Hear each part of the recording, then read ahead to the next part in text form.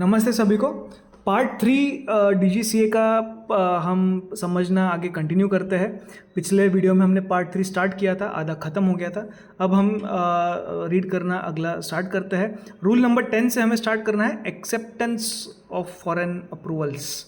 ये एक बहुत इंटरेस्टिंग और प्रैक्टिकल रूल है। DGCA कहता है अगर किसी ड्रोन को कुछ अप्रूव्ड फॉरेन कंट्रीज़ ने ऑलरेडी सर्टिफाई किया है तो इंडिया उस अप्रूवल को कंसिडर कर सकती है।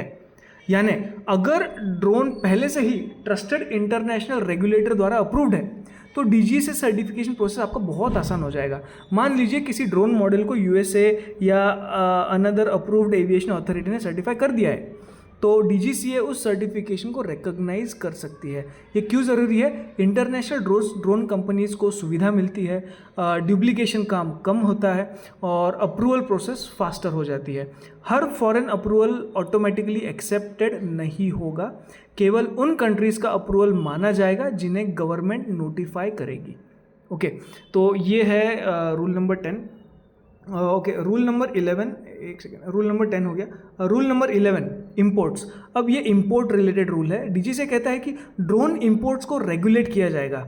Directorate general of foreign trade DGFT, okay, ये वर्ड ये मतलब ये गवर्नमेंट ऑथराइज्ड एंटिटी है बेसिकली। ओके, सिंपल भाषा में आप कोई भी ड्रोन फ्रीली इंपोर्ट नहीं कर सकते, इंपोर्ट रूल्स फॉलो करना होगा।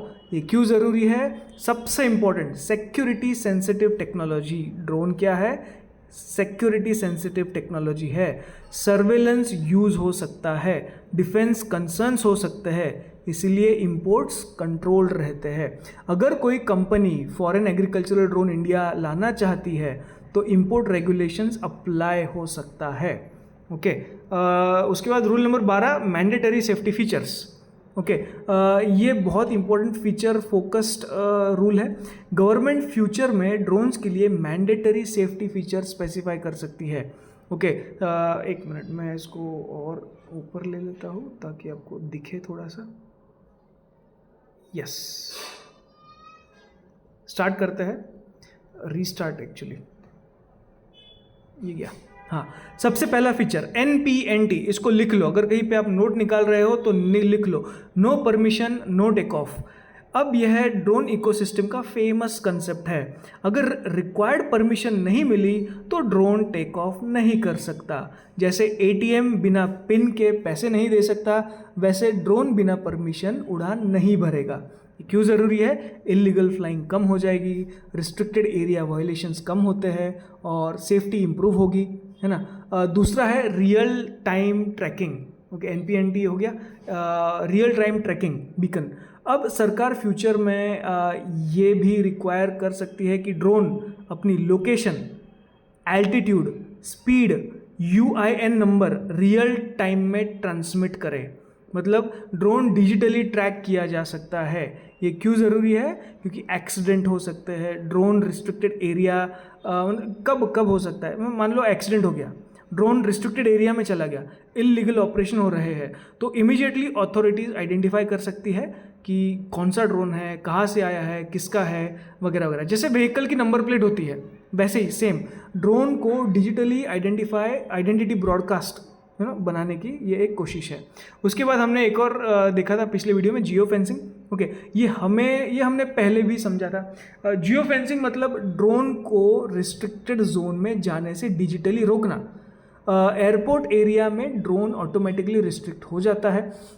अब गवर्नमेंट कहती है कि अगर फ्यूचर में नए सेफ्टी फीचर्स मैंडेटरी किए जाते हैं तो ड्रोन ओनर्स को उन्हें इंस्टॉल करने के लिए टाइम दिया जाएगा और यह पीरियड मिनिमम 6 महीने का होगा। ओके, तो जी हाँ, ये काफ़ी इम्पोर्टेंट है रूल। ये 12 जो सेकेंड नंबर का रूल है ये इसके बारे में दिया गया है। तो 6 महीने का वक्त है अगर नया कुछ होता है तो उसको इंस्टॉल करने के लिए। सिंपल में गवर्नमेंट अचानक रूल्स लागू करके यूजर्स को परेशान नहीं करना चाहती है, ट्रांजिशन पीरियड दिया जाएगा, है ना। ऊपर कर लेते हैं और रूल नंबर 13 पे जाता है जो कि हमारा पार्ट 3 का आखिरी रूल है। ओके, इसमें एग्जेम्पशंस फ्रॉम टाइप सर्टिफिकेट। अब यहाँ कुछ इंपॉर्टेंट रिलैक्सेशंस दिए गए हैं मैन्युफैक्चरिंग, पहला जो पॉइंट है मैन्युफैक्चरिंग या इंपोर्ट के लिए डीजीसीए कहता है कि सिर्फ मैन्युफैक्चरिंग या इंपोर्ट करने के लिए टाइप सर्टिफिकेट ज़रूरी नहीं है, लेकिन ऑपरेशन के समय अलग रूल्स लागू होंगे। जब आप मैन्युफैक्चरिंग कर रहे हैं तो टाइप सर्टिफिकेट नहीं रहा तो चलेगा, इंपोर्ट कर रहे हैं टाइप सर्टिफिकेट नहीं रहा तो चलेगा, लेकिन आप अगर उड़ा रहे हैं तो बॉस टाइप सर्टिफिकेट होना ज़रूरी है। ड्रोन बनाना और ड्रोन लीगली ऑपरेट करना दोनों अलग चीज़ें हैं। कुछ ड्रोन्स को टाइप सर्टिफिकेट रिक्वायरमेंट से एग्जेम्पशन बेसिकली दी गई है। ओके, जैसे model remotely piloted aircraft system, जो एजुकेशनल ड्रोन्स है, हॉबी ड्रोन्स है, रिक्रिएशनल ड्रोन्स है, नैनो ड्रोन्स है, 250 किलो से 250 ग्राम से जो कम है वो, क्योंकि ये लो रिस्क कैटेगरी में आते हैं, स्मॉल हॉबी यूज़ में आते हैं, कंपैरेटिवली सेफर होते हैं। अगर कोई बच्चा छोटा टॉय ड्रोन उड़ाता है तो उसके लिए full aviation level certification practical नहीं होगा। तो छोटा मोटा बच्चे सीखेंगे भी कैसे, अगर इतने सारे रूल सभी पे लगा लेंगे तो वो अवेयरनेस कहाँ से फैलेगा, है ना। तो गवर्नमेंट भी चाहती है कि आप भी कर सको, लेकिन रिस्ट्रिक्शंस के अंदर। एग्जेम्पशंस होने का मतलब ये नहीं है कि कहीं भी उड़ाओ, एयरपोर्ट के पास उड़ाओ, अनसेफ तरीके से ऑपरेट करो, अदर ऑपरेशनल रूल्स अभी भी लागू हो सकते हैं। तो दोस्तों, इस पूरे सेक्शन का पर्पस है safe, trackable and properly tested drone ecosystem बनाना, और साथ ही स्टार्टअप्स को सपोर्ट करना, इनोवेशन एनकरेज करना, अननेसेसरी बर्डन कम करना, है ना। ड्रोन इंडस्ट्री का फ्यूचर सिर्फ पावरफुल टेक्नोलॉजी से नहीं, बल्कि सेफ टेक्नोलॉजी, स्मार्ट रेगुलेशन और रिस्पॉन्सिबल फ्लाइंग से तय होगा।